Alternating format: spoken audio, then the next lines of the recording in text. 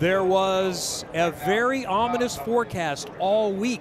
Indications even up to yesterday said that it's unlikely that we'll see a lot of track time on Saturday.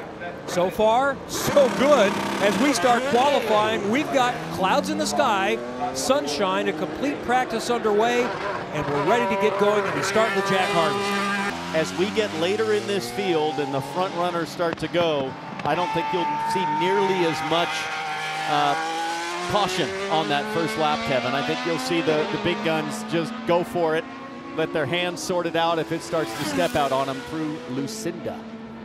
It's a big weekend for the number 20 Ed Carpenter Racing Team. Rookie Christian Rasmussen, who was supposed to be just the road and street course driver in this entry, did the Indy 500 in a third entry, but Ed Carpenter decided, I think Christian gives us a better chance, and look at this, 1 point shy of $1 million, chasing the number 41 Foyt team. Obviously the 30 Ray Hall Letterman Lanigan team is very much in play within reach too. Well, we talk about the 33 points that Will Power needs to find to beat Alex Palou.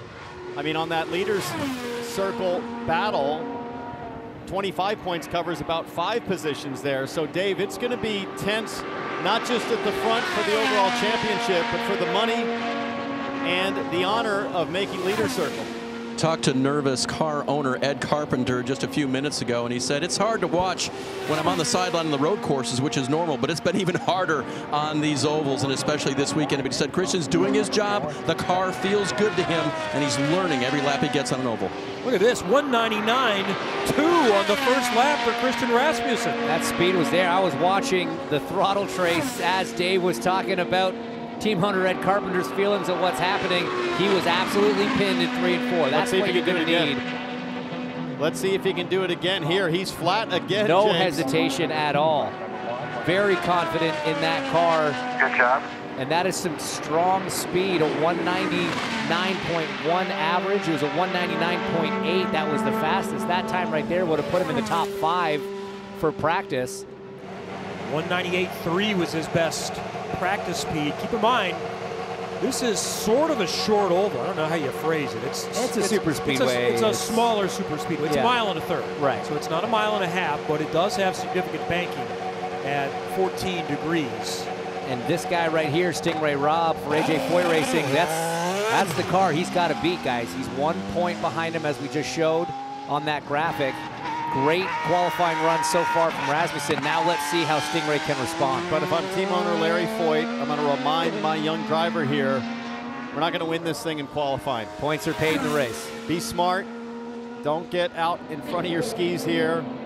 Take what the car gives you. Don't try to get any more, and let's settle in. And don't forget, they've got that partnership with Team Penske that is really starting to yield great results, not only for the team, but for Stingray's teammate Santino Ferrucci, who has taken all of that Penske support and really made the most of it. Currently 10th in the championship. And it looks like it's been confirmed that Stingray Robb will be looking for a new home next year, because David Malukas had been previously announced with a number to be assigned. This week, Santino Ferrucci was re-signed for a multi-year deal to drive the number 14. So presumably, unless they expand 3, and that's not in the plans, Robb is one of the many that are seeking other options. Look at this. Not good. Christian Rasmussen's car has lit off at the back, and that's header fire. That is not a great sign. Distinct lack of fire extinguisher being used. Meanwhile, on the 20. guys, Stingray Robb is smoking to a good first lap at 200.3 miles an hour. There you go.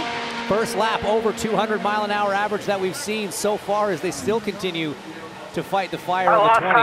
Power. No. Oh, such a strong first lap. so not only does he not complete the run, if it indeed is power and an engine change, will he have, well, he's going to start last no matter what. So the engine grid penalty is not going to matter, but he would be starting in the back without a complete time. And that has lingered. This looks like Elkhart Lake on a Saturday night. Not sure I get that reference. Bratland. You know, grilling. That one's a stretch, bro. That one's a stretch, but we do have a nice cookout there every year. Everybody's nodding in the booth.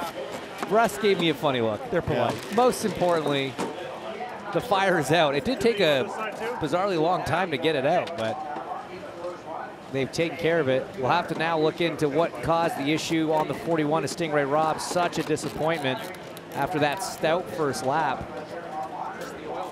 If this was a doubleheader weekend, he would have gotten the first lap and been able to keep the position for race one, but this is a 2-lap average weekend. So you heard the technician there mention oil fire, and of course something has to be a fuel source coming out of the headers, and just don't know if that is a little overfill, burning off, or say that Milwaukee was the worst racing weekend of his career. He qualified great, but never has he had the misfortune that he encountered as he encounters the big bump there in 3 and 4, but it was just brutal. I didn't think the race 1 crash was really his responsibility. Side by side there with Ericsson, I thought he left him enough room, and then of course starting from pole in race 2, just flat run over from behind.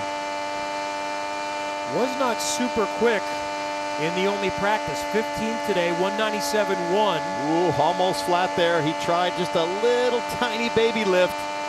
Lap 1's going to be strong though, 201.5. Wow. Okay. Huge amount of speed out of the number 2. You kind of predicted that coming with the AJ Foyt car going as quick as it did. And does that bode well for Will Power trying to extend his season streak with a pole? Man, that was good. First of all, Newgarden to the line, and the second lap for Newgarden is still good. Fastest so far, average of 201.352 miles an hour for Joseph Newgarden. That was sweet. With authority. That is a massive margin. Just look at the margins between the rest of the cars down, you know, within the top 6 there. That is just an enormous jump. Basically a full mile an hour faster. Kirkwood here reaching for that front roll bar. Probably didn't like the way his car felt on the outlap. Maybe a little too loose. White lights flashing like crazy. 201.6 for Kyle Kirkwood. That's some speed right there. We did not see that kind of pace out of his teammate, Marcus Ericsson. That front weight for 3 and 4 here. Kirkwood was 5th quick in practice, 199.0. Second lap, is it any good? Can he flirt with provisional pole? Townsend thinks it's going to be better. Nice it's good job. enough to move to the top. P1 right now. Great job, bud. Great job. Great job. Car was good. Car was good. That's a quick little note for Colin Herta, his teammate who's still to run. Brian Herta on the radio there. You could almost hear the surprise in his voice. He's like, hey, P1, okay. I'll tell you, the contrast of Rossi being half a car width higher in 3 and 4 to what it looks like for Kyle Kirkwood. Low is the way to go. This guy knows how to pull off a pole position, but Kirkwood should be getting a little bit more excited. He knows how to pull off a pole position or 70. He's been known to do it. But he has not done it this year. Will Power has won a pole in 15 consecutive seasons. 2008, the last time IndyCar raced here, when he was a rookie in this series after a year in Champ Car. And then there's Alex Palou, who will go out last. A bonus point is at play that will play into the championship. You just see the comparison between your 2 leaders right now. Wins right now going to Will Power. That would be the tiebreaker should they end on the same number of points tomorrow afternoon. The shocker really is the poles. Who would expect that the 70-time pole winner would have 0 on a season where he's a championship contender? That might change right now. But you look at that top 5 stat, or that top 10 stat, almost double for Alex Palou. The killer consistency of that driver is what helps him have these buffers so late in the season. And the killer for Will Power, of course, Milwaukee, with that really untimely spin on the restart when Palou was on the ropes with technical challenges. But let's see what happens right now. Looks already like he's not super comfortable as he comes to the green flag. He's just kind of fighting the steering wheel a little bit. Let's listen.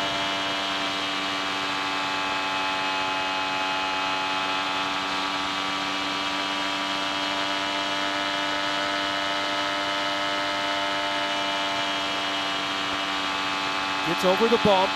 Last poles on an oval at Iowa 23 when he swept both. First lap for Will Power is not going to be good enough. And then there was one that could knock off Kyle Kirkwood. Now let's think championship. How far up front Will Power start? Palou has a 9 grid spot penalty. He needs to finish at least top 3 in the championship to have a chance, and hope it doesn't go great for Alex Palou, finishing somewhere in the teens or in the back. 200.3 is the second lap, 200.6 right now, provisionally in the second row, so at least 5th for Power. That's pretty good. And this already has championship implications because that bonus point is not going to go to Will Power. That makes his job tomorrow that one position harder as your championship leader. Alex Palou takes to the racetrack, and regardless, Kyle Kirkwood knows even if he doesn't qualify first, he will be starting first in this race because of that engine penalty that you mentioned. The best Chip Ganassi racing car so far is Linus Lundqvist in 10th. Dixon 13th, Kiffin Simpson down in 20th. While Alex Palou cannot start on pole, he can win the bonus points for being the fastest qualifier, and he was the fastest in practice today.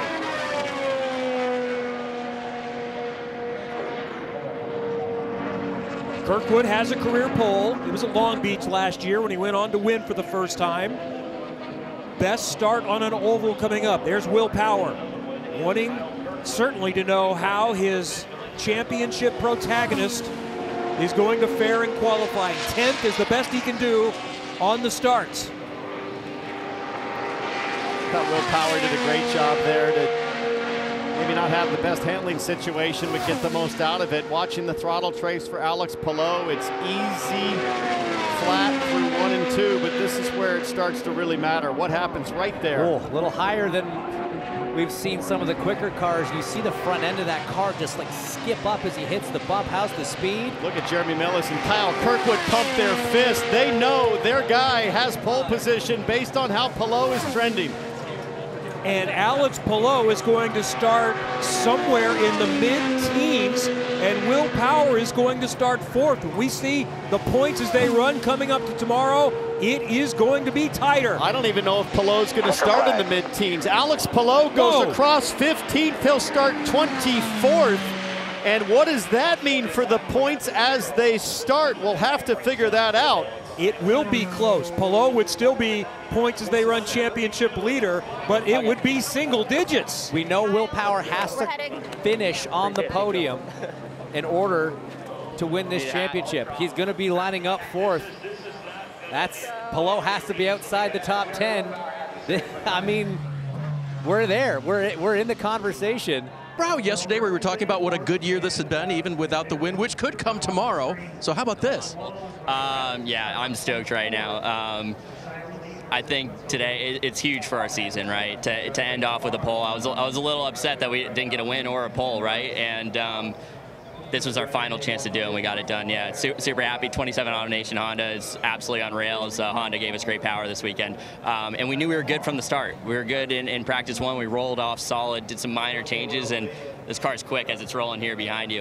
Yeah, super happy with that performance. So it sounds like you're not concerned about any delta from qualifying to what you can get out of it in the race.